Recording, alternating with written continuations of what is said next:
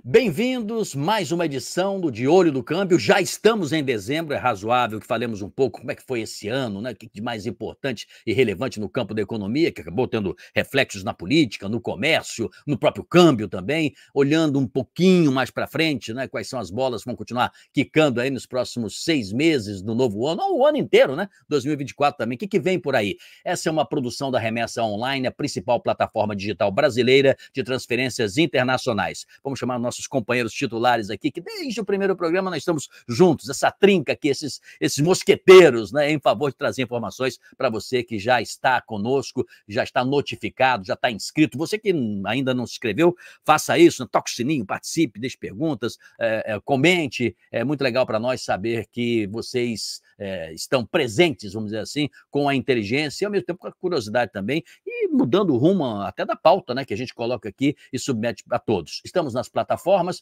na própria página da Remessa Online você tem lá um material muito farto, um conteúdo muito amplo, e você pode nos encontrar também, não só em várias plataformas, como no Spotify também. Rui Gonçalves e André Galhardo, apareçam os dois aí, vou cumprimentá-los imediatamente. Tudo bem, Rui? Olá, Sidney, olá, André, olá a todos que nos acompanham.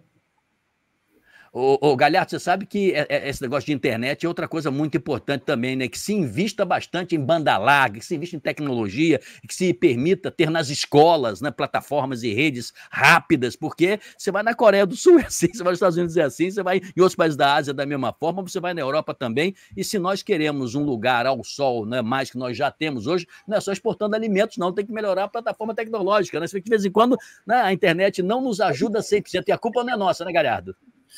Fala, Sidney. Boa tarde para você, para o Rui, para todo mundo que está nos assistindo. Exatamente, a gente está falando de inteligência artificial, indústria 4.0, revolução tecnológica, e boa parte dos brasileiros sequer tem acesso à internet de qualidade. Eu diria mais, né? A gente está fazendo milagre, né? A gente, eu digo, os meios de comunicação, se ao chamar entrevista e falar pelo telefone, pelo WhatsApp, etc., a gente está fazendo milagre porque a qualidade normalmente é muito ruim, infelizmente. Galhardo e Rui, você sabe que nós incluímos esse tema aqui por acaso da internet e bem a propósito, viu? Porque nós todos aqui defendemos pesquisa, saber, conhecimento, academia, debate público, democracia, tudo isso se dá num campo que, de fato, você, para pluralizar, precisa ter esse acesso, por exemplo, a várias plataformas de comunicação e de tecnologia. E o nosso convidado tem tudo a ver com esse tema, eu vou explicar por quê. Já vou convidá-lo aqui, o Márcio Garcia, economista. O Márcio se formou inicialmente pela UFRJ em 1982, engenheiro de produção pela Escola de Engenharia. E logo depois, em 87, portanto, ainda na década de 80, né, ele concluiu na PUC do Rio de Janeiro, lá o curso de economia, depois seguiu para Stanford University, em 91, também se formou, foi PhD lá também, e depois volta para a PUC e ele passa por todos os estágios, Galhardo, do mestrado, doutorado, todos os departamentos da PUC, ele integrou como professor, imagino como pesquisador também, e a seguir foi chefe dos respectivos departamentos, portanto, é um homem também da academia. Professor Márcio Garcia, apareça aí para cumprimentar os nossos amigos aqui e todos que estão assistindo. Estou certo ou estou errado? A universidade faz parte da sua vida. Está inoculado, né, professor? Boa tarde. É um prazer estar aqui. Eu acho que faz pelo menos 2 décadas, né, Sidney, que a gente não se vê, e é sempre bom a gente estar fazendo de novo. Sim, claro, a universidade está no meu sangue, é um prazer enorme, é algo que é muito bom, porque todo ano vem alunos e alunas novas, cheios de energia e prontos para aprender e sempre questionar a gente. Então, a gente acaba ficando renovado por esse contato sempre com essa juventude.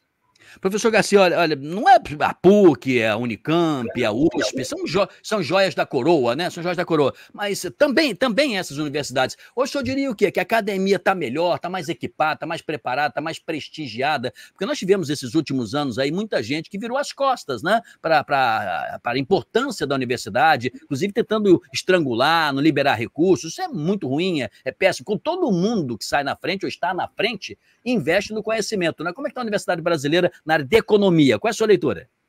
Eu acho que está bem melhor. Hoje nós temos vários centros que estão aí de ponta, né? Além da PUC, a FGV, a EPGE, o INSPER, a ESP em São Paulo, enfim, o ambiente agora para pesquisa acadêmica no Brasil está muito mais intenso e melhor do que, por exemplo, há 30 anos, quando eu vim. Mas isso é fruto desse trabalho que nós vimos fazendo e vamos continuar.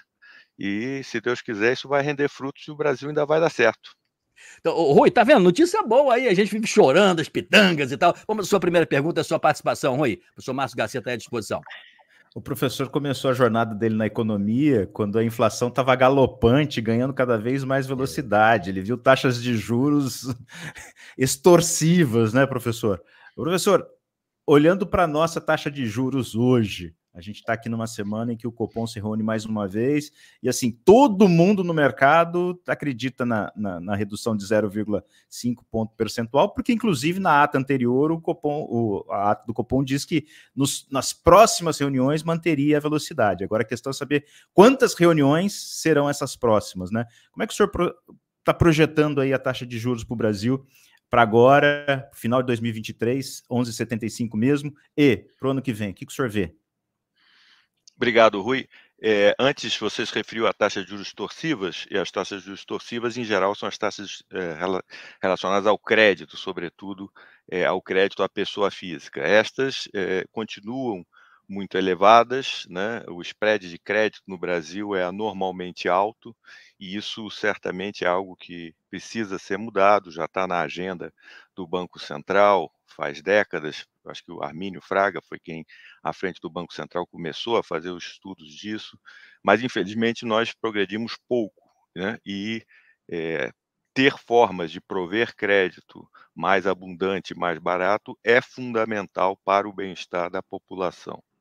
Dito isso, sua pergunta foi sobre a taxa do Banco Central, né, que também é elevada se comparada, uma perspectiva histórica, às demais do mundo, mas hoje muito menos do que era, por exemplo, quando eu voltei do doutorado, lá pouco antes do Plano Real, né?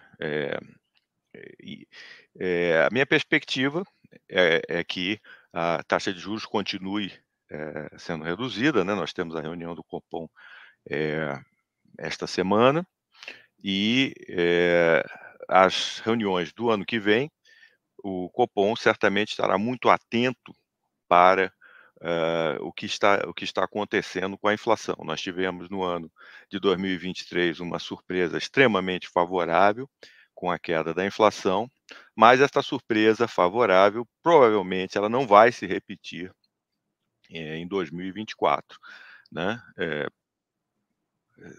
Choques, como a gente chama em economia, né? Surpresas positivas, elas tendem a acontecer, elas acontecem de vez em quando, mas elas não são algo que você possa contar, né? Então, dito isso, o Banco Central vai estar muito atento aos dados e vai ter que graduar essa redução de acordo com o que estiver ocorrendo no plano inflacionário. Uma das coisas que vem prejudicando a queda da inflação é a expansão fiscal que vem ocorrendo e que tende a funcionar no sentido contrário da política monetária, de arrefecer a economia e prover uma queda mais acentuada da inflação em direção à meta. Nós estamos longe ainda da meta de inflação. As expectativas de mercado, mesmo para as inflações mais longas, 2, 3 anos à frente, não estão ainda convergindo, não convergiram ainda para a nossa meta de inflação de 3%, e para que isso aconteça, é necessário que o Banco Central faça seu papel, eu tenho certeza que ele o fará, mas isso significa que talvez os juros em 2024 não sejam tão baixos quanto nós poderíamos ter se não tivéssemos a política fiscal funcionando na direção contrária à política monetária. Ô Galhardo, só para manter aqui, né, o nosso naipe, Rui, meu, de jornalistas, né, só para manter isso, o último Boletim Focus, que trata das expectativas de mercado, mostra aqui o seguinte: 11,75 a taxa Selic para esse ano e 9,25 para o ano que vem. É bem verdade que vai mudando, tá? Mas é essa projeção que se tem. E em relação ao IPCA, atual 4,51 e para o ano que vem 3,93. Dito isso, sua participação. Obrigado, Sidney. Professor Márcio, você falou sobre o fiscal, né, e o comportamento do Banco Central diante dos problemas que têm se avolumado, né, em relação ao resultado primário. A minha pergunta é a seguinte: o Roberto Campos Neto falou recentemente que a taxa terminal de juros no Brasil seria restritiva. Ele não quis falar um percentual, mas que a taxa de juros seria restritiva. Faz sentido terminar o ciclo de cortes da Selic de forma prematura, em 10%, um pouco acima, portanto, do que prevê a mediana aí do Focus? Ou faz sentido manter, ou você acha que dá para ir além, que a conjuntura econômica doméstica e internacional permite que o Banco Central coloque a Selic no patamar mais desejável, principalmente pelos setores produtivos do Brasil? Eu acho que todo economista e os colegas que estão lá no Copom não são diferentes. Nós queremos baixar o juro o máximo possível, não há dúvida nenhuma, desde que a inflação permaneça sob controle. Então, o que vai determinar é exatamente a dinâmica da inflação. Então, a gente sabe que, se tiver uma política fiscal mais expansionista, atingir esta inflação, a meta, é mais difícil. E isso, então, vai obrigar um Banco Central responsável a parar de baixar a taxa de juros. 9,25, o que é a previsão, não é uma taxa de juros baixa. Ela não deveria, normalmente, ser a taxa de juros terminal, né? Porque se você pegar 9,25, uma inflação de 3,9, né? Isso aí dá uma taxa de juro real acima de 5%. Isso é alto em qualquer lugar do mundo. Não exatamente alta para a perspectiva ou a comparação histórica com o Brasil, mas isso é um fardo que a gente quer se livrar, a gente quer mudar essa realidade, a gente quer ter uma taxa de juros real mais condizente com o crescimento econômico, né, que é o que a gente quer. Isso, então, vai exigir que o ministro faça bem a sua explicação para que o governo entenda que não vai ao encontro dos interesses de crescimento econômico e do próprio governo e do próprio partido no poder ter uma expansão fiscal, que é o que a gente sempre faz ao longo da nossa história, e aí fica o Banco Central botando o pé no freio, né? Quer dizer, o fiscal com o pé no acelerador, o Banco Central com o pé no freio e o carro andando a 25 km por hora. Essa é a nossa história desde o Plano Real. Antes era pior, a gente tinha uma hiperinflação. Então, quer dizer, opções tem, só que a gente quer opções melhores, não reverter ao pior, né? Basta olhar para o Sul, onde assumiu aí o novo presidente ontem, né, para ver que alternativas piores tem muitas, né? Então a gente tem que tomar cuidado para só querer as alternativas melhores. Do Sul que está falando é o Javier Milei, né, presidente da Argentina. Eu vou voltar para você, ô Galhardo, só para te ilustrar também, Galhardo, o seguinte, o PIB pelo Focus, mais atualizado aqui, é 2,92 para esse ano e 1,51 para o ano que vem. Então, quer dizer, estamos falando de taxa de juros, mas com a história do acelerador, né? Se acontecer o que o mercado hoje acredita como expectativas, tem um crescimento mais reduzido. Diga, Galhardo. Não, é rapidinho, só para complementar minha pergunta e, consequentemente, a resposta. O Banco Central não não teria uma atuação mais interessante, portanto, uma pergunta honesta, viu, professor? Não vou fazer uma pergunta aqui para conectar lá na frente, mas não seria ele não colaboraria um pouco mais, uma Selic um pouco mais baixa, justamente para dar um pouco mais de ímpeto à economia brasileira? Uma Selic um pouco mais baixa, dentro de padrões responsáveis, evidentemente, mas uma Selic um pouco mais baixa, porque isso ajudaria, inclusive, no nível de atividade econômica e, consequentemente, na arrecadação. E aí, o que me preocupa com relação à Selic mais elevada por um período tão prolongado são os gastos com os juros da dívida pública, né? O Banco Central publicou a nota atrasada, né? A nota de política fiscal, em relação a outubro, 720 bilhões de despesas financeiras acumuladas em 12 meses. Então, a Selic alta ela também contribui para esse ritmo, né, da dívida em proporção do PIB. Será que o Banco Central colocar a Selic num patamar um pouco mais baixo não ajudaria a reverter nessas duas pontas, dar um pouco mais de oxigênio para a economia e diminuir os gastos financeiros com os títulos públicos? Bom, aí é uma questão de a gente olhar a história. A gente pode começar na pandemia, o Banco Central botou a taxa de juros em 2%, a inflação foi lá para cima. Ah, o mundo todo teve e tal, mas aqui também. Podemos ir lá para o período Dilma, o Banco Central botou o juro lá embaixo, a inflação foi lá para cima, o Banco Central teve que correr atrás, botar a taxa de juros lá em cima. E podemos ir a vários outros períodos atrás, tá?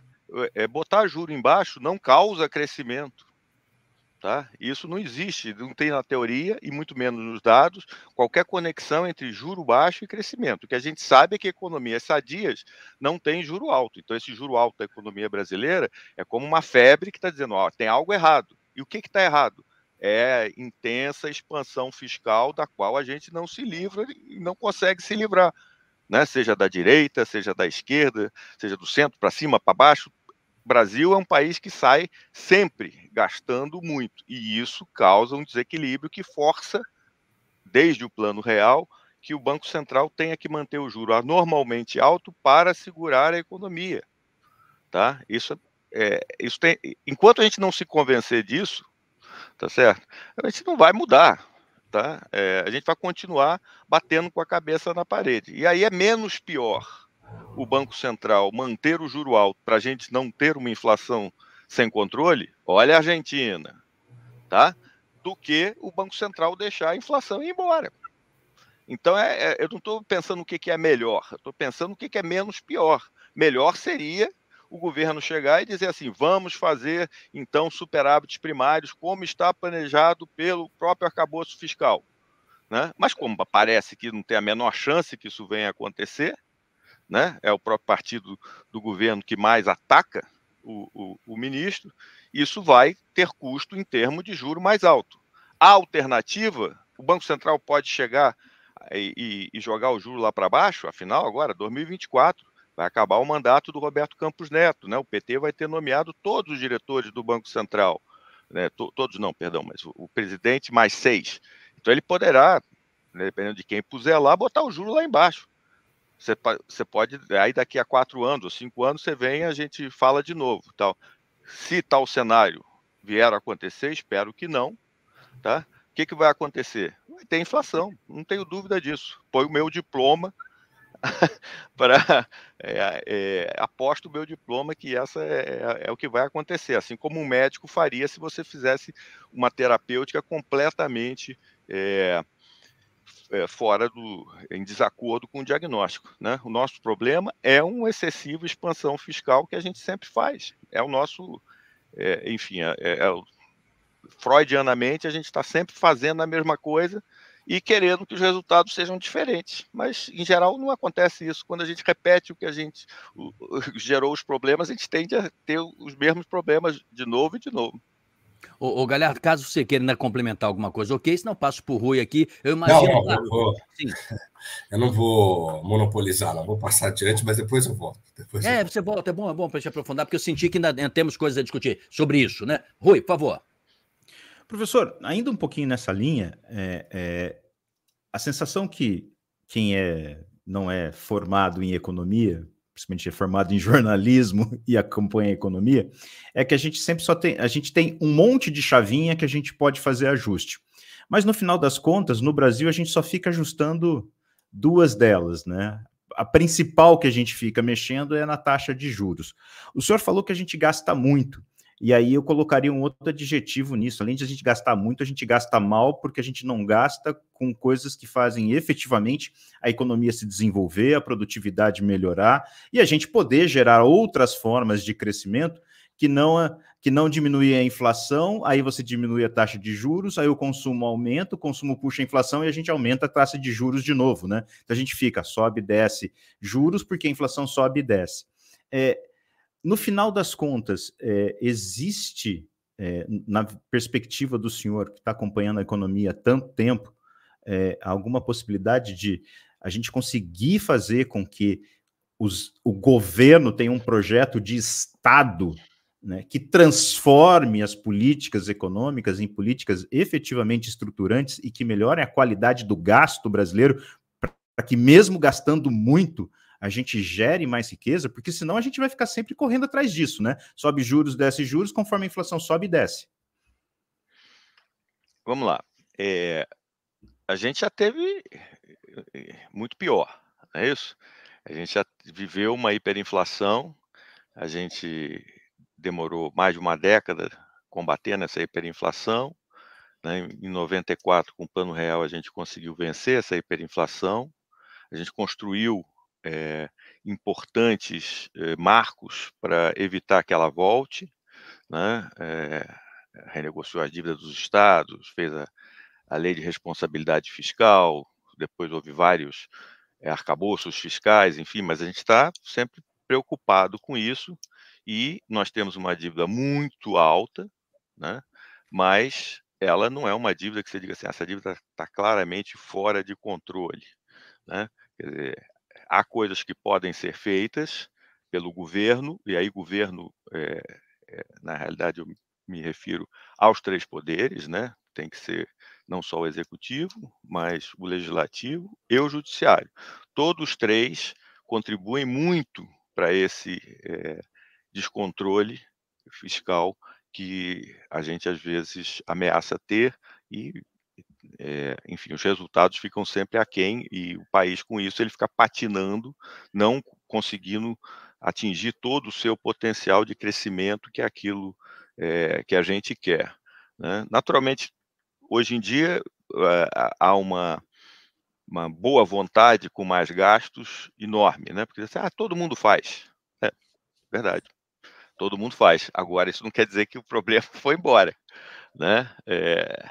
Isso pode voltar a ser penalizado quando a nossa dívida, do jeito que nós estamos com os nossos resultados fiscais, a nossa dívida a dívida PIB do governo vai começar a subir em ritmo acelerado. Em algum momento, isso será um problema. Pode demorar um pouco, mas se continuar, com certeza isso vai ser um problema e isso vai ser um limitador do nosso crescimento. Você falou quanto à questão da qualidade do gasto. Melhorar a qualidade do gasto público é essencial. Infelizmente, a gente está indo cada vez mais para o lado oposto, né?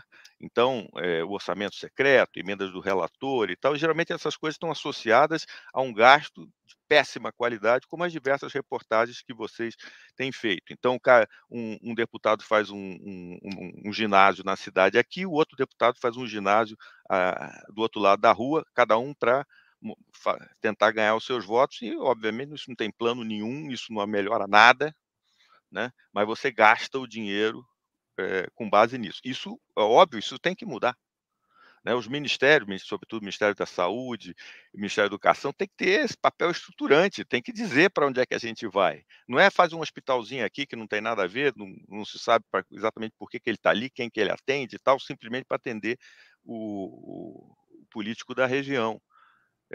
Então essas coisas têm que melhorar. Infelizmente, quando a gente olha, a gente vê isso não está indo na boa direção. Mas assim como nós já tivemos pior, nós podemos voltar a melhorar, né? Mas sem dúvida nenhuma, melhorar o gasto fiscal é excelente, é uma coisa super importante. E o gasto social também é muito importante, só que o Brasil é um dos países que mais gasta com os ricos, né? Nós ricos, né?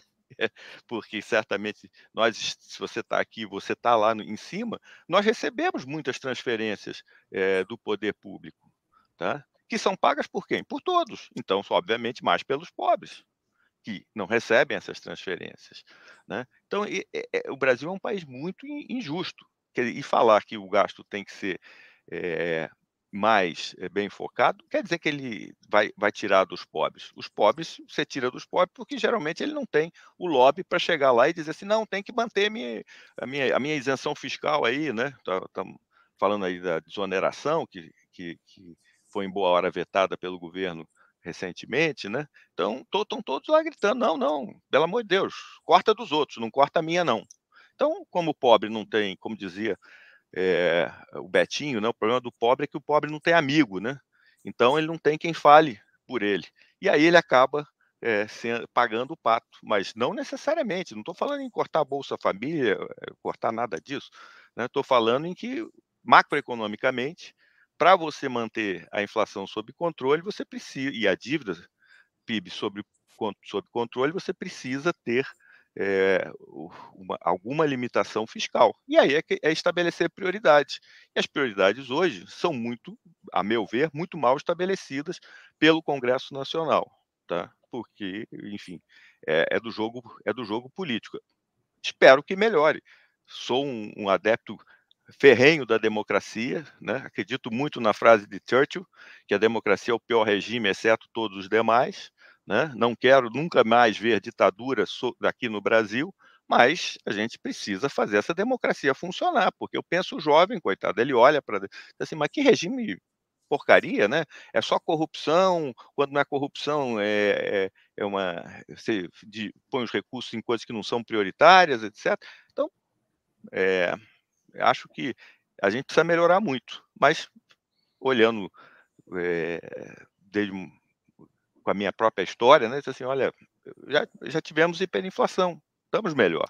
Então não é para ficar desesperançado. A gente estava brincando antes, eu como botafoguense, tá certo? Assim, olha, o Botafogo teve uma experiência péssima agora, mas foi a melhor campanha por pontos corridos que o Botafogo já fez e nos classificamos para a pré-Libertadores. Então, não é tão mal. Embora, professor, sem nenhuma provocação e com todo o respeito, né, o Brasil tem uma certa semelhança com esse belo voo da primeira fase do Botafogo, é o voo de galinha, né? Deu aquele voo, agora vai, né? E aí depois o Brasil tem um pouco isso, né? Tem seus momentos que nós imaginamos que vai engatar, né? Tem diante de mim aqui, o Galhardo, agora a sua pergunta, a última pesquisa Radar Febraban, que o professor Lavareda desenvolveu, mandou para nós aqui, diz assim, expectativa dos brasileiros sobre o país para o ano que vem, que é mais favorável do que ao final de 2022. Mas tem vários dados ótimos, mas lá no finalzinho aqui diz o seguinte, pela primeira vez na série histórica, chega a 50% o contingente de brasileiros que declaram ter conhecimento sobre a reforma tributária, no que se refere à parte dos impostos sobre o consumo. Há 40 anos, galera, você é menino, não sabe disso, Rui também, mas há 40 anos você não tinha uma página de economia, não tinha editoria de economia nos jornais, não existia isso. E hoje nós temos um programa que tem esse mote de olho no câmbio, mais específico impossível, né? Que trata de economia na internet. Então a população, de certa forma, está mais atualizada, né? Mas tem vários problemas e alguns deles o professor elencou na participação anterior dele. Qual é a sua pergunta, galera? Ô, Sidney, obrigado. E é difícil, né? Você olha o orçamento da União, ou não precisa ser da União, olha o orçamento público da cidade de São Paulo.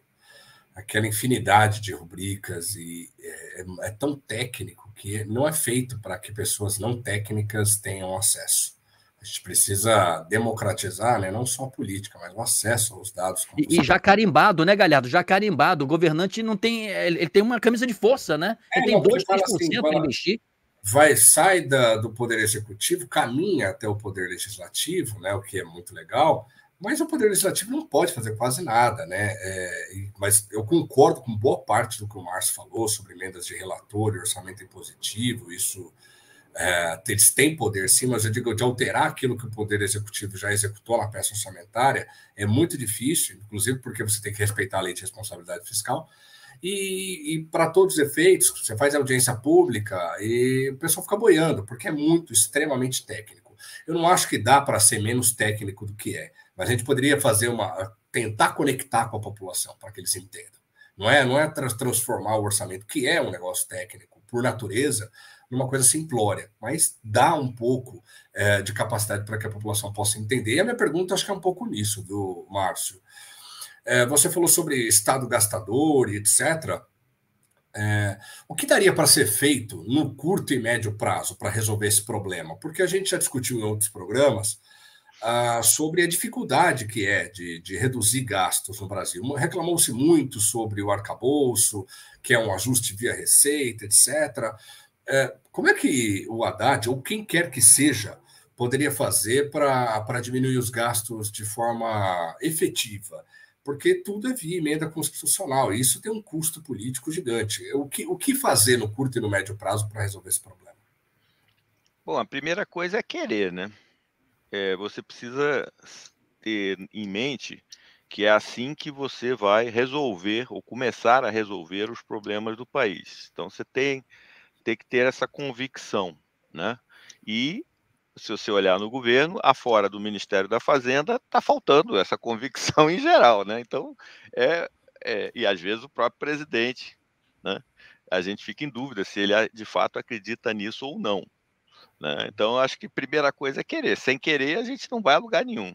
Agora, querendo, tem muita dificuldade. Certamente vai ter muita gente remando contra, né? Esse engessamento do orçamento que havia sido mudado com o teto de gastos e que agora volta, então a gente vai ter que gastar uma certa percentagem com saúde, uma certa percentagem com educação, mesmo que aquele dinheiro, por exemplo, com a mudança demográfica, não venha a ser mais muito bem empregado ali, mas haveria outros lugares onde ele poderia estar sendo mais bem empregado, né? Então, eu não sou especialista. Perdão, me deu eco aqui. Eu não sou especialista na parte fiscal, né? A minha área é mais a política monetária e cambial, mas claramente você tem que fazer algumas coisas. Isso não pode mudar porque tem esse problema. Não pode mudar porque tem esse problema. A vida, às vezes, é assim. E a gente vai ter que mudar ainda assim, né? Porque se faz emenda constitucional, eu até estava na época do governo Bolsonaro, disse assim, esse governo está fazendo mais emenda constitucional do que mudança do Código do Condomínio, né? Então o negócio fica... Então é fazer alguma coisa para o lado certo. Infelizmente a gente vê várias que são feitas para o lado errado, né?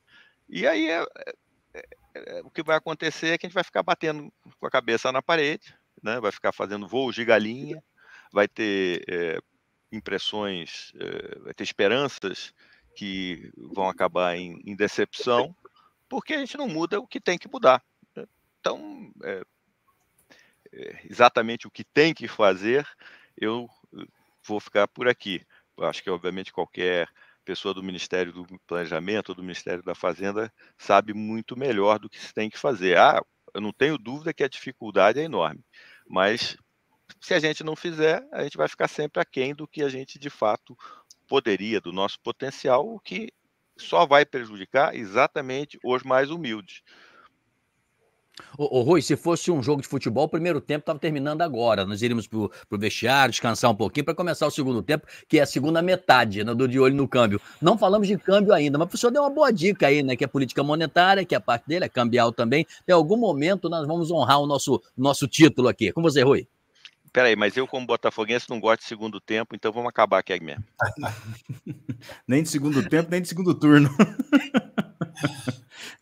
Mas, professor, pensa, o senhor deu uma aula de realidade no Brasil, quer dizer, a gente melhorou bastante, tem muito para melhorar, mas a gente está fazendo isso de uma maneira não tão rápida quanto a gente gostaria. E rápido, a gente está falando de décadas, né? Porque se a gente parar para pensar, quando a gente estava lidando com a hiperinflação lá atrás, né, a gente ainda assim era um país mais produtivo do que algum dos outros concorrentes, países que competem conosco. E depois de 30 anos, aí a gente conseguiu dar uma melhorada na nossa questão inflacionária, organizar a nossa economia, mas esses países são mais produtivos do que nós, e a gente teve aí a divulgação recente do PIB do terceiro trimestre, que mostra que a taxa de investimento no Brasil continua sendo muito baixa, o que não é novidade nenhuma, faz muito tempo que a gente está operando com uma taxa de investimento abaixo de 20%. E aí, para ter um crescimento robusto, né, os especialistas dizem que a gente deveria ter uma taxa de crescimento do PIB aí da ordem de 25%, e a gente está trabalhando aí na faixa de 18%, se eu não me engano, são esses os últimos números, os mais recentes. Taxa de investimento, né? Isso, taxa de investimento, a formação bruta de capital fixo, né? Como é que a gente faz isso, professor? Porque para crescer, a gente também precisa de crédito, né? E crédito com juros elevados, porque a gente estava discutindo aqui, né? A taxa de juros Selic estão baixando de 13,75 para 11,75, uma perspectiva de chegar, na melhor das hipóteses, a 9,25 no final do ano que vem, o que ainda é alto. Mas isso não é a taxa de juros para quem produz. A taxa de juros para quem produz pode bater em 40% ao ano, né? Como é que a gente faz isso, professor? Como é que a gente consegue dar perspectivas de uma melhor taxa de juros para que os processos, né, possam permitir investimentos que gerem crescimento econômico? A taxa de juros, sem dúvida, é um grande problema para o investimento, né? Nós tentamos, durante décadas, resolver isso dando juros subsidiados. Não deu certo, né? Pelo jeito, parece que vamos tentar de novo. Não vai dar certo, mas a gente gosta de voltar aos erros antigos, né? Parece que a gente quer ter certeza que a gente está errando, né? Esquecemos um pouco aquele ensinamento do Bertrand Russell, né, que há tantos erros novos para serem cometidos que não deveríamos voltar a repetir os antigos, né? Agora, há várias outras coisas que no Brasil não funcionam. Essas a gente não consegue mudar. Se você me perguntasse, por exemplo, qual é o principal problema para o investimento, eu diria assim, falta uma tecnologia de comprometimento de longo prazo no Brasil. A gente não consegue fazer nada que a gente tenha certeza, que eu possa garantir ao investidor que daqui a 20 anos, 30 anos, aquela regra vai estar funcionando. Isso ele tem em vários países do mundo, ele não tem no Brasil, né? E isso, para o investidor de longo prazo, faz toda a diferença. Torna o investimento dele muito mais arriscado. Consequentemente, ele só o fará se a taxa de retorno estiver muito mais alta, né? E isso faz com que o conjunto de investimentos seja muito menor. Aí, cada vez que a gente quebra um contrato, né, o que acontece, infelizmente, com alguma frequência, às vezes até pela própria justiça, né? Lembra aquela frase do Malan, que no Brasil até o passado é incerto, né? E aí, ele diz, bom, então se torna mais difícil fazer isso. Esses são problemas, falta de inovação, né? Educação, infelizmente, nós estamos patinando com educação há muitos anos, né? Tem vários fatores. Havia um projeto que foi descontinuado do Banco Mundial, o Doing Business, né? E aí o Brasil sempre se colocava muito mal, né? E ali havia algumas dezenas de indicadores chaves e o Brasil, na maior parte deles, estava mal. Ali é um manual assim de como é que você faz para tentar melhorar. Taxa de juros não é importante? Não, claro que é importante, é muito importante, né? Mas, infelizmente, a gente já tentou e não deu resultado. Não vai ser isso que vai deslanchar o potencial. Eu acredito muito no potencial que tem o Brasil, né? Mas, infelizmente, continua valendo aquela piada que o Brasil é o país do futuro e sempre o será, né? Lamentável isso. Galhardo, vamos para a sua participação. Eu fiz referência agora há pouco à pesquisa, professor Garcia e Rui também, feita pelo Radar Febraban, né? Tem um dado aqui que eu não sei se estava nas outras pesquisas, sabe, Rui? Você que também é um estudioso disso, mas tem lá golpes e tentativas de golpe. Não é golpe de Estado, não. São golpes que o cidadão tomou nesse ano de 2023. Cerca de 4 em cada 10 entrevistados afirmam terem sido vítimas de golpes e tentativas de golpes. E aí eles mostram aqui os vários golpes, né? O golpe da central falsa, o golpe da clonagem, o golpe disso, daquilo.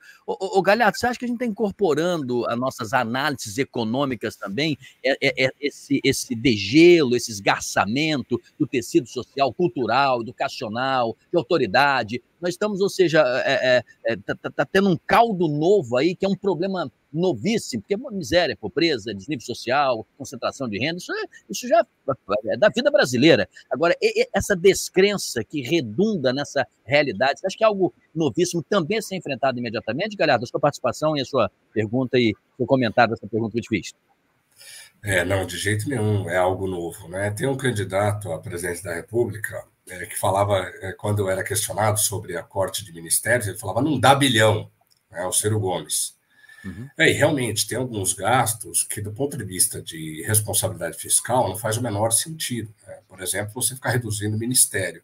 Agora, tem questão que é moralmente inaceitável, né? Como pessoas que ganham dezenas de milhares de reais por mês e recebem auxílio de moradia, por mais que tenha justificativa, por mais que eles estejam amparados pela lei, não há nada de ilegal nisso, mas há muita imoralidade. Então, quando você olha para cima eu falo financeiramente, e vê pessoas bem trajadas, que recebem bastante dinheiro, muito estudo, tirando uma casquinha, recebendo um Bolsa Família sem precisar, recebendo um aluguel sem precisar, é o reflexo, eu digo, é o reflexo da sociedade como um todo, né? A sociedade responde também a esse péssimo exemplo que é dado pela classe comandante, uma parte da classe comandante do país, o Sidney, infelizmente.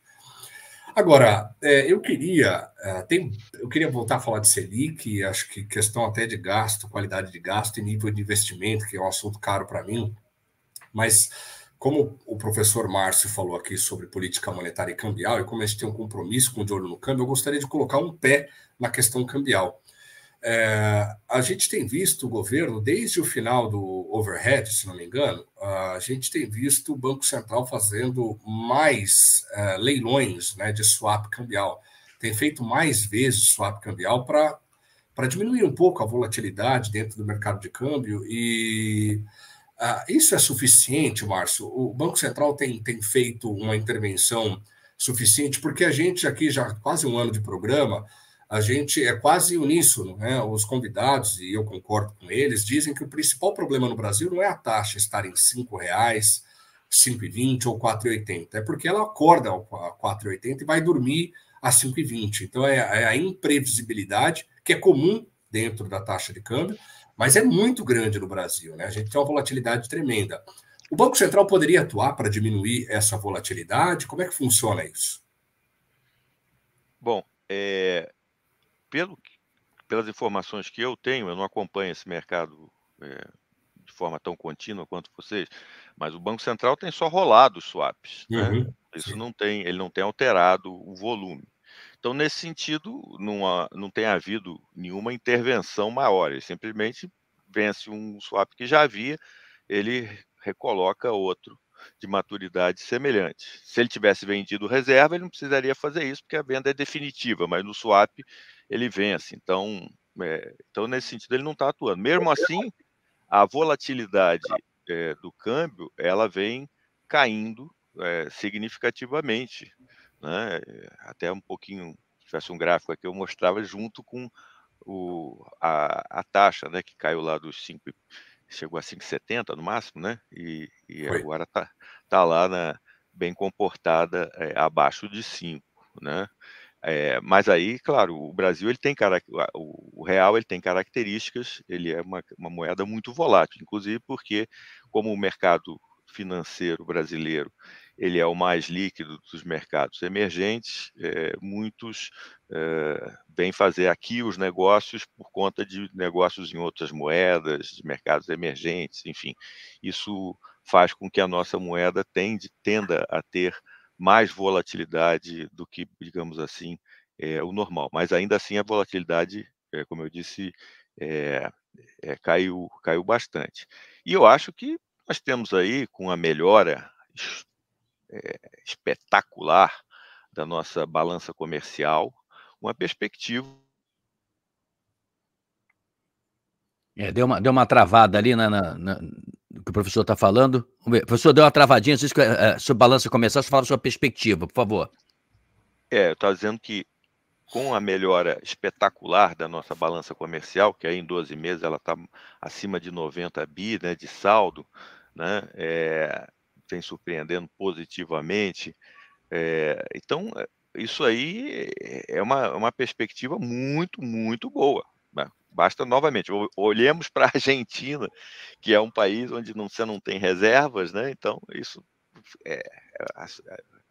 atinge o câmbio assim de forma frontal. Né? E lembremos a máxima do ex-ministro Simons, né? Que é a inflação aleja, mas o câmbio mata.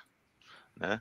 Então, esse problema, que é absolutamente o pior problema que um mercado emergente pode ter, nós não temos e não teremos no futuro. Né? Quer dizer, pode ser que a gente faça tanta coisa ruim que voltemos a ter, mas esse problema está resolvido. Né?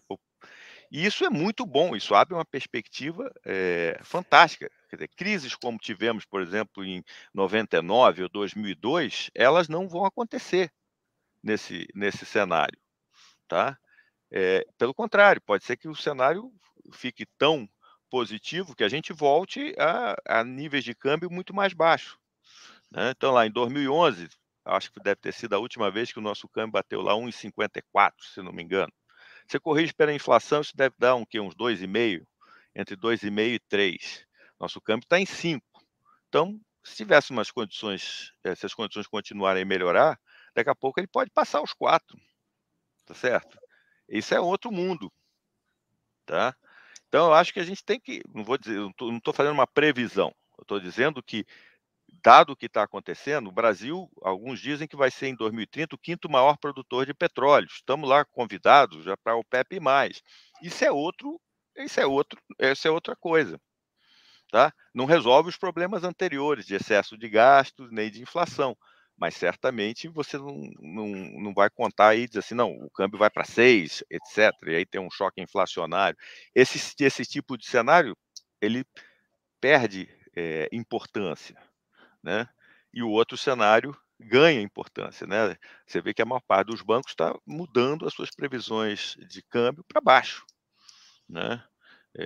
O câmbio, a previsão de câmbio do Focus é a pior coisa que tem, né? Ela não serve para absolutamente nada, né? Inclusive, se você fizer um teste de causalidade temporal, é o teste de causalidade de Granger, a causalidade de Granger vem do câmbio para a previsão, quer dizer, como se as pessoas olhassem e errei, aí vai lá e conserta, tá? Mas também está bem comportado e indo para baixo. Então, desse lado, eu acho que eu estou bastante otimista, tá? Esse é um lado muito bom da economia brasileira, né? Professor, é só para corroborar com o seu pensamento aí em relação à taxa de câmbio, o Focus e o mercado, portanto, a expectativa dava 4,99 para esse ano, ajustaram para baixo 4,95. E para o ano que vem, tinham projetado inicialmente 5,03 e ajustaram para baixo também aqui R$5. Então, vai ao encontro do que o senhor disse em relação a esse ajuste para baixo. Rui, a sua participação. Professor, ainda falando do câmbio, aproveitando aí as projeções do Sidney, a gente começou o ano batendo 5,40, logo no comecinho, nos primeiros dias de 2023, com uma perspectiva bastante mais alta para fechar o ano. A gente falava, se não me engano, era 5,20 quando 2023 começou, e a gente deve fechar aí um pouquinho abaixo de 5. E também a gente tinha uma perspectiva bem pior para a inflação. A gente esperava fechar a inflação acima do teto da meta, e a gente já deve conseguir fechar essa inflação esse ano, já dentro da banda aí dentro da meta de inflação. O quanto disso... E do PIB também, né? E o PIB também, a gente estava com uma previsão de PIB menor e a gente deve fechar com um indicador de PIB maior. Eu queria uma avaliação do senhor, o quanto disso são condições, sei lá, externas de mercado, e o quanto disso foi da política que foi aplicada ao longo do ano. Dá para a gente conseguir mensurar essas duas coisas? Talvez daqui a uns 10, 15 anos a gente consiga alguma coisa disso. Agora, fazer essa avaliação aqui, a gente não tem instrumento, eu me refiro a instrumentos estatísticos, econométricos, para fazer isso, tá? Nesse momento não há como você chegar a nenhuma conclusão que você diga assim, não, isso aqui é um resultado rigoroso e tal.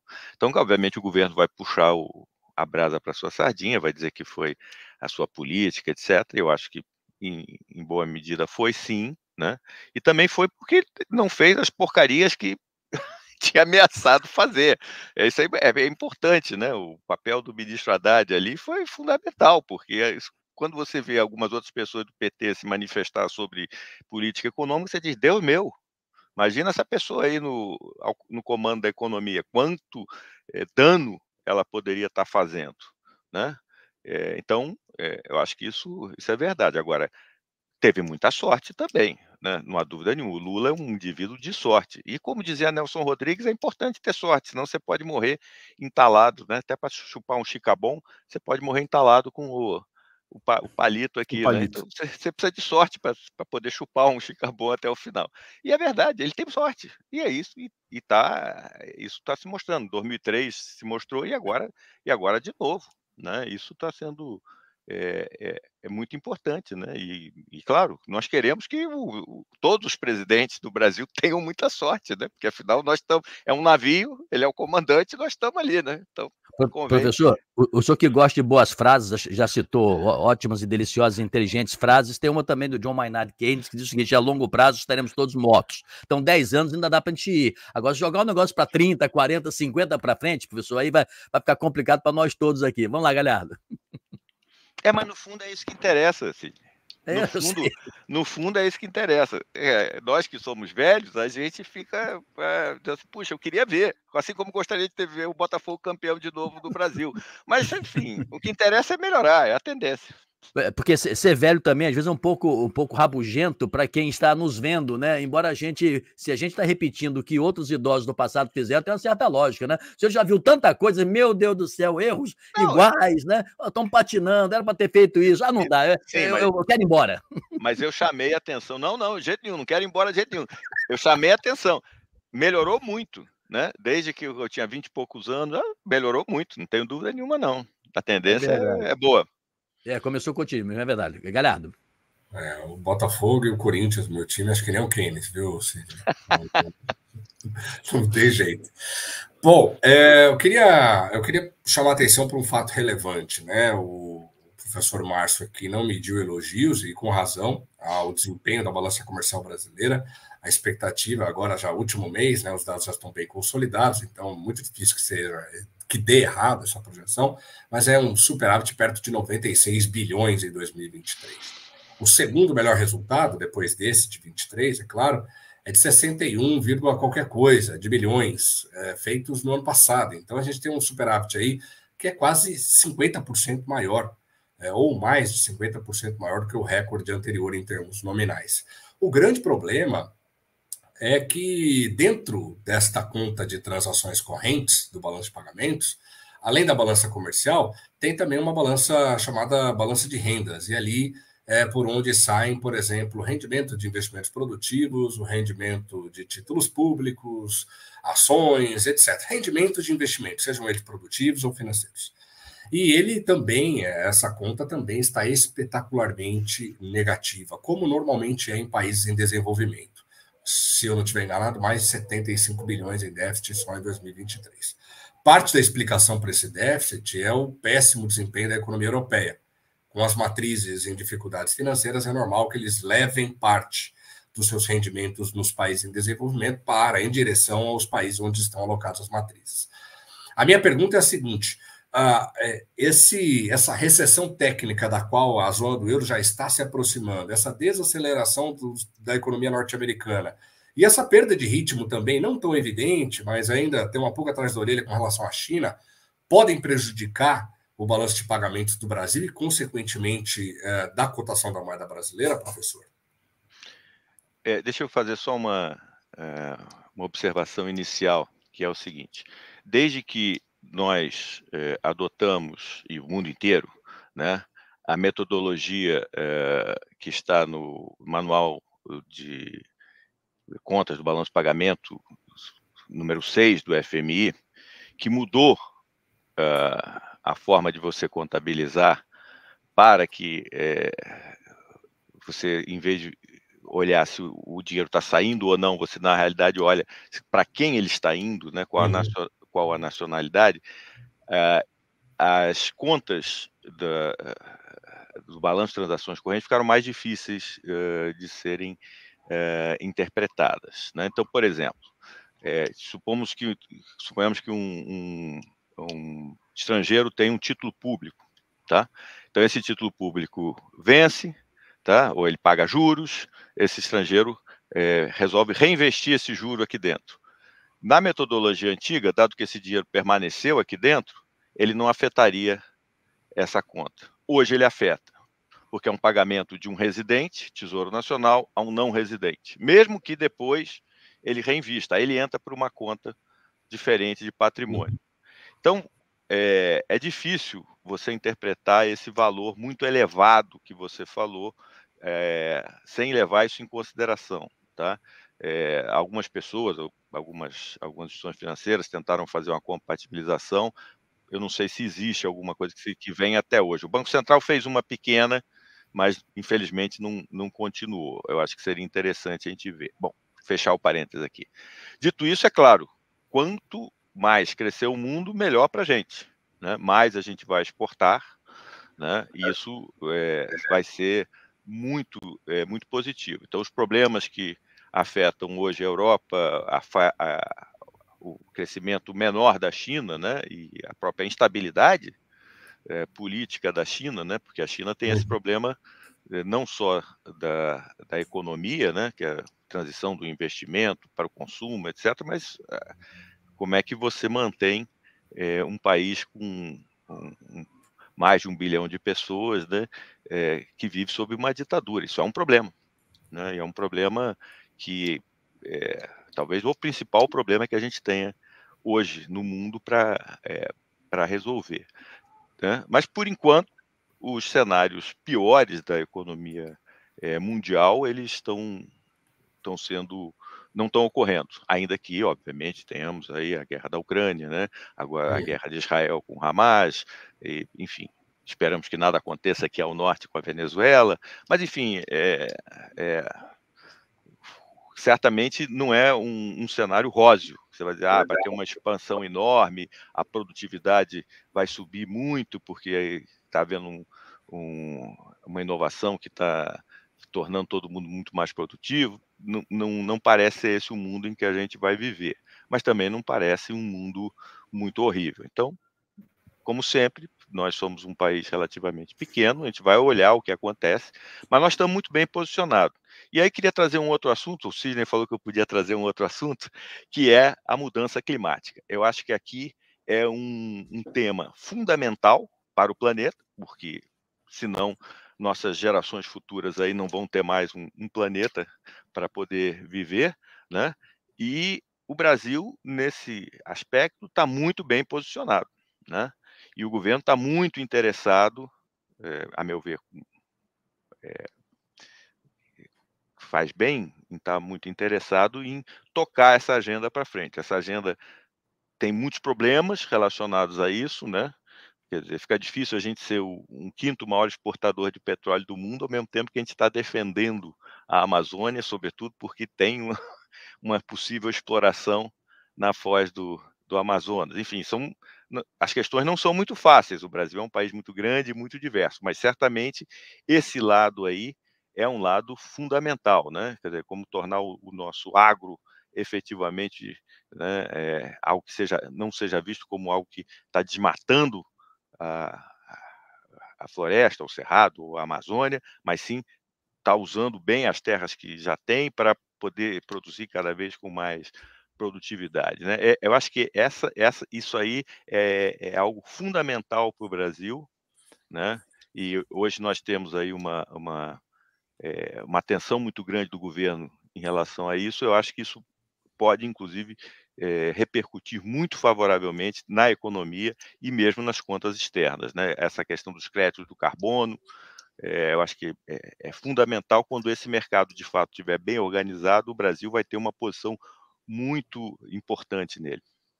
Professor, foi ótimo o senhor ter levantado esse tema, só lamento que tenha o feito agora, né? Faltam 3, 4 minutinhos só, estamos no final, né? E eu ainda estava aqui curioso para trazer um outro tema, mas fica esse registro no meio ambiente para outra ocasião, de fazer até um programa maior sobre isso. Javier Milei, fará bem ou mal ao meio ambiente econômico do nosso continente, professor? É um presidente eleito, então, obviamente, ele tem todo o respeito, né? E nós, como democratas, temos que ver o que ele veio. Ele veio com ele obviamente falou muita besteira, etc. e tal, mas fala besteira para ganhar a eleição parece que é uma coisa obrigatória hoje, todo mundo fala. Vamos ver o que ele vai fazer. Então, a partir de hoje, a gente tem que estar olhando lá para ver o que ele vai fazer, né? Me ensina o meu amigo Fábio Jambiage que ele mudou muito, né? Muita gente dos maluquinhos que estavam com ele já botou para fora e botou gente que entende mais do assunto. Vamos esperar que isso, de fato, seja o que vai acontecer, né? Então você tem toda a razão. Entrou para a porta da frente, que foi eleito diretamente, evidentemente. Rui, a sua participação, e só um registro: o Fábio Jambiage nasceu na Argentina, né? Apesar de estar radicado no Brasil, né? E empresta sua inteligência. Não. O Fábio nasceu aqui. Ué, E O aquele Fábio sotaque dele, nasceu professor? aqui. Isso você pergunta a ele. Eu vou até dar uma olhadinha aqui agora o que aconteceu. Ele deve ter morado lá há muito tempo, para eu corrigir. Foi bom você lembrar. Tá Sim, rindo, né? sim, Ele deve estar danado na vida assistindo. os pais Ah, dele são argentinos, tá? ah. Mas ele é brasileiro. Poxa, eu botei na trave então aqui. Vai lá, Galhardo, diga lá. Não, é rapidinho, porque a gente precisa finalizar, já são 59 minutos de programa. Inclusive, fica a dica de leitura, tem um artigo recente do Jean Biagi no jornal O Globo sobre a possibilidade não, que ele sugere, já que não dá para dolarizar a Argentina, para que a Argentina use o real como uma moeda para uma eventual tentativa de estabilização da inflação. É, no mínimo, interessante. Vai ser interessante que vai ser a realização. Realização. Eu não ia fazer esse trocadilho. A moeda papel, eles já fazem na Casa da Moeda no Brasil, né? Não está na moeda deles, que é fabricada na Casa da Moeda, mas ela é feita aqui, tem uma impressora só para eles lá, né? Como hoje é tudo digital, né? Enfim, outra história. Mas, Rui, vamos lá, remata aí, Rui. Sua pergunta final. Eu só queria fechar, né? Perguntando para o professor sobre efetivamente como será o que as pessoas que operam com dólar têm que ficar atentas em 2024. O que tem no mercado aí que pode influenciar a cotação tanto para cima quanto para baixo? Para onde é que a gente precisa manter atenção? Rui, eu sou um acadêmico, né? Se eu tivesse essa Não capacidade, tem bola de cristal. se eu tivesse essa capacidade, eu estava bilionário do mercado, né? A minha incapacidade, a prova é que eu estou na academia, não tenho essa capacidade. Mas eu ficaria atento, como eu chamei a atenção, a um cenário positivo de apreciação do real. Eu acho que esse cenário torna-se cada vez mais possível, né? E aí é aquele negócio, né? À medida que a coisa vai acontecendo, o pessoal vai desfazendo a aposta, etc. Papai, o negócio pode ganhar força, né? Eu estaria olhando essa possibilidade, mas eu não sou do mercado, então eu não quero passar das minhas sandálias aqui. Professor, muitíssimo obrigado pela sua participação. O senhor tem toda a razão. Mais um acerto aí, igual falou há pouco sobre o Focus, né? De fato, Fábio Jean Biagi, os pais são argentinos, o senhor está certíssimo disso. Ele foi criado na Argentina, talvez explique o sotaque, então, que eu estava curioso aqui por que ele tinha, né? E eu, durante anos, guardei aí essa certeza absoluta de que ele fosse argentino também, né? Ainda bem que isso chegou agora aqui para fazer uma correção legítima, né? De naturalização e nacionalização também em relação ao Fábio. O senhor está rindo, deve ser amigo dele, pessoal, né? Eu vou ficar um bom tempo sem falar com ele, porque ele é um pouco equivocado às vezes. Professor, muito obrigado pela sua participação. Obrigado a vocês aí, tá bom? Até o nosso próximo encontro. O Brasil está melhorando e vai continuar melhorando. Que bom que o senhor terminou como começou, né? Que esse olhar assim mais iluminado e mais solar. Rui, muito obrigado você também, Galhardo da mesma forma, e você que nos acompanhou. Até a próxima edição do De Olho no Câmbio. Tchau, pessoal.